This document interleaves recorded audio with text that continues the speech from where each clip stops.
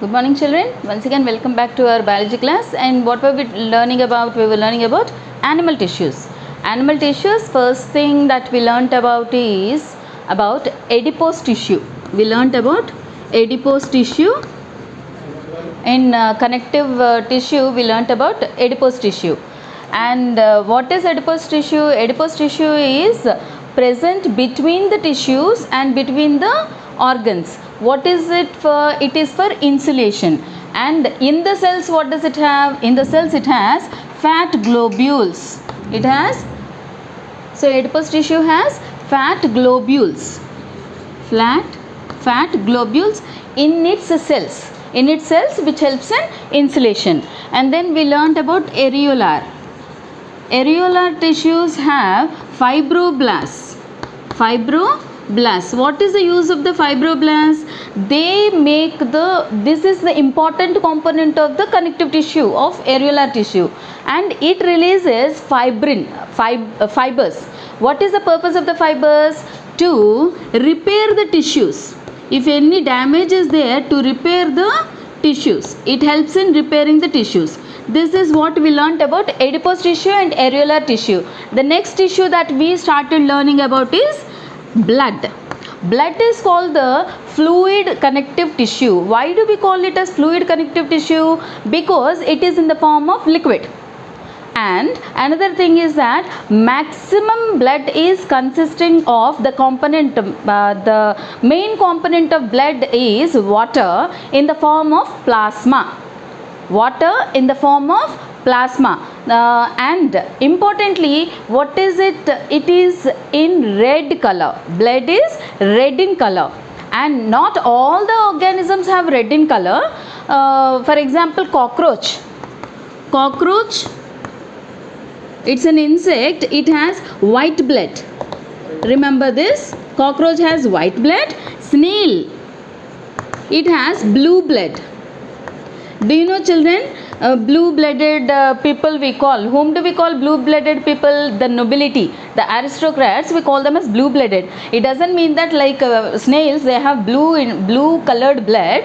They have red-colored blood only because they are nobility. They are not exposed to sunlight and all that. They have too fair skin, and because of that, their blood vessels, when they are showing through their fair and transparent skin, it looks like blue color. Instead, for us, it looks little green in color. If you notice on your hands and these veins, they look green in color. For them, it looks blue. That's why they are called blue-blooded. But the thing is, they are not blue-blooded. They are red-blooded like us. I hope you understood. It is not related to this, but it is an interesting thing snippet, so I wanted to share with you. So cockroach has white blood, snail has blue blood, and rest of the all other organisms have red color blood. What is the component which makes the blood look red in color is hemoglobin. What is it? Hemoglobin. Now we will learn more about hemoglobin. Before that, let us learn very interesting facts about blood. What are the facts? Now let us see. Heart is the organ which pumps blood. Do you know the wonder of heart is, heart will pump blood in 24 hours for 36,000 liters, 20,000 kilometers. I'll tell you again. In 24 hours, our small fist-sized heart will pump blood 36,000 liters to 20,000 kilometers. That means we are not 20,000 kilometers long, but those many kilometers our blood will travel in our body in 24 hours. And how many liters will it keep on pumping? 36,000 liters it's pumping. It doesn't mean that we have 36,000 liters of blood in our body. We have only 5 liters blood. But how much it is pumping is 36,000. That is the most interesting fact about our body and heart. Heart has that power and the capacity to pump 36,000 liters without any extra energy required from outside. That is the power of our heart. We need to remember about this interesting facts. And how much blood is present in an adult body? In an adult body, 5 liters of blood is present. In an adult body, how much blood is present? I will wipe it and give you a clarity again. In an adult body, we have adult blood. 5 liters of blood is present. And second point is in 1 ml of blood, in 1 ml of blood, 5 million RBC are present. In 1 ml of blood, 5 million RBC are present. So if we take these 5 million RBC in just 1 ml of blood, imagine for 5 liters of blood how many millions of RBC will be there. Now if you collect all the RBC and make a string out of it, we can easily 5 times we can string around equator of our earth. Such long, that means those many RBC are there. 5 times we can go around the earth at the equator once we string the RBC. And another thing is, how many? We have 3 types of blood cells. Before that, let us see. When we want to learn about the facts of blood, blood is circulated in an organism. If it is circulating in vessels, if it has vessels, we call it as closed circulatory system. Closed circulatory system. If it does not have vessels, no vessels, then we call it as open circulatory system. Where do you see this open circulatory system? In insects. In insects there is no closed circle, no vessels. In wherever vessels are there, that means the tubes in which the blood is flowing through, we call it as closed circulatory system. That is about most of the organisms except insects. I am talking about again chordates. Next there are 3 types of cells in blood. How many types of cells? 3 types of cells. What are they? RBC means red blood cell, WBC white blood cells, and then platelets, and then we have platelets. Right, now let us see about RBC. We already know about RBC. RBC is red in color because of the presence of RBC is red in color because of the presence of hemoglobin, which is made up of iron pigment is present. Now what is the shape of RBC? Let us know more about RBC. RBC is also called erythrocytes. RBC is called erythrocyte. It is biconcave in nature. And what does the blood carry? The blood carries all the nutrients like glucose, amino acids, fatty acids, and all such proteins, hormones, everything the blood, oxygen, everything the blood carries, and that too RBC carries.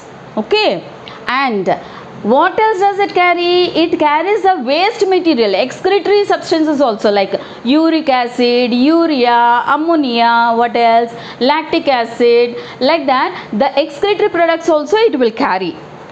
So erythrocytes, that means RBC, they are biconcave in nature. They carry even carbon dioxide, oxygen, carbon dioxide, nutrients, amino acids, glucose, proteins, hormones.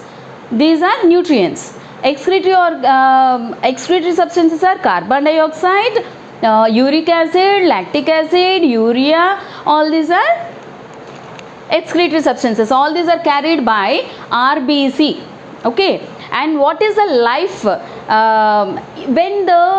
When a baby is newly born, the red blood cells are first. What do we say? Red blood cells are secreted in liver and spleen. when newly born, when a baby is newly born and in a baby stage, from liver and spleen the red blood cells are formed.